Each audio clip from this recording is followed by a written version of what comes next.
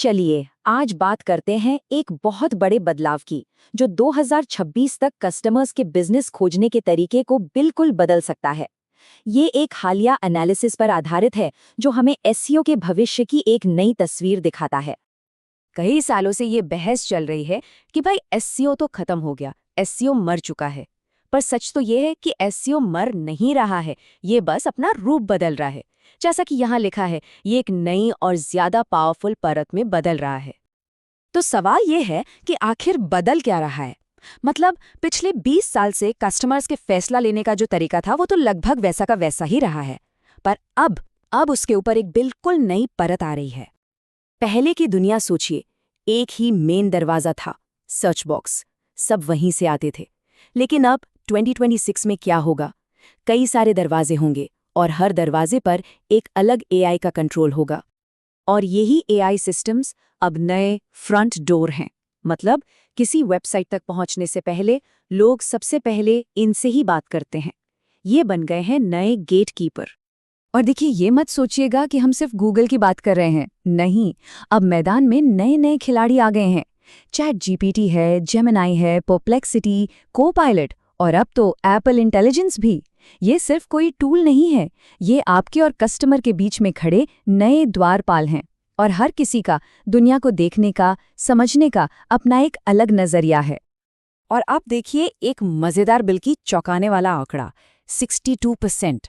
ये वो नंबर है जितनी बार ये बड़े एआई इंजन एक दूसरे से सहमत नहीं होते हैं।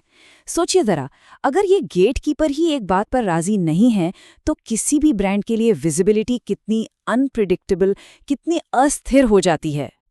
तो इस नई दुनिया में टिके रहने के लिए हमें अपने ऑडियंस को देखने का नजरिया बदलना होगा। अब हमारी ऑडियंस सिर्फ इंसान नहीं है, अब हमें कंटेंट बनाना होगा मशीनों के लिए। मतलब ये हुआ कि हमारा कंटेंट ऐसा होना चाहिए जिसे मशीनें आसानी से पढ़ और समझ सकें। जैसे कि बिल्कुल साफ सुथरा स्ट्रक्चर हो, एक जैसा पैटर्न हो, हर चीज की परिभाषा एकदम स्पष्ट हो।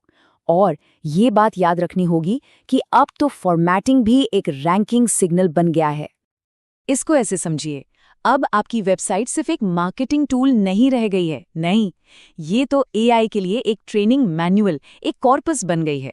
आप जो भी पब्लिश करते हैं वो एक डेटा पॉइंट है जो इन सिस्टम्स को सिखा रहा है कि आप कौन हैं और आप क्या करते हैं। और इसी वजह से भरोसे के सिग्नल भी बदल रहे हैं। पहले क्या था? लिंक्स, कीवर्ड्स, ये सब जरूरी था। पर अब एआई क्या देखता है?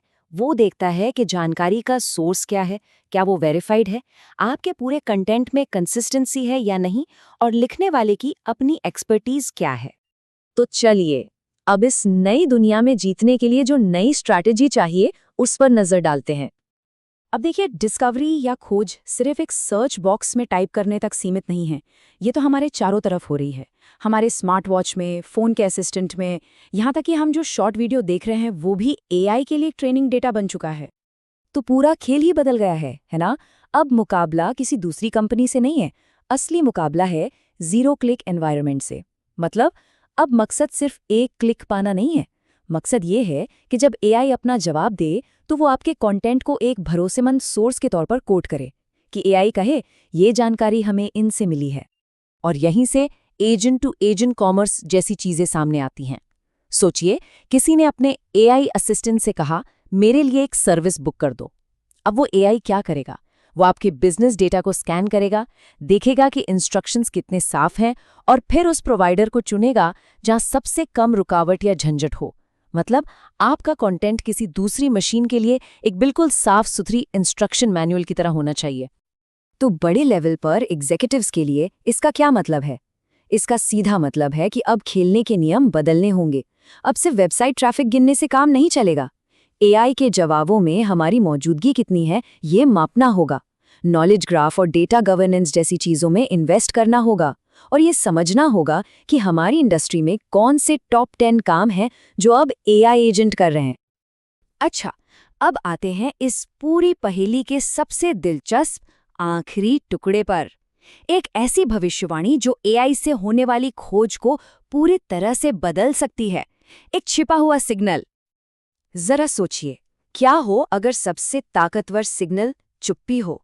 मतलब सबसे जरूरी डेटा वो ना हो जो लोग मांग रहे हैं, बल्कि वो हो जिसे लोग जानबूझकर नजरअंदाज कर रहे हैं या टाल रहे हैं। इसी कॉन्सेप्ट को कहते हैं लेटेंट चॉइस सिग्नल। लेटेंट मतलब छिपा हुआ। ये वो पैटर्न है जब कोई यूजर किसी चीज को टालता है, जैसे फोन पर आया कोई सुझाव इग्नोर कर देना या कोई नोटिफिकेशन स्वाइप करके हटा देना। सिस्टम में न किए गए कामों से सीखता है। और ये कोई हवाई बात नहीं है, ये आज हो रहा है। जब हम फोन पर किसी सुझाव को अनदेखा करते हैं या किसी वीडियो को स्किप कर देते हैं, तो सिस्टम हमारी इस न से सीख रहा होता है। वो समझ रहा होता है कि हमें क्या नहीं चाहिए।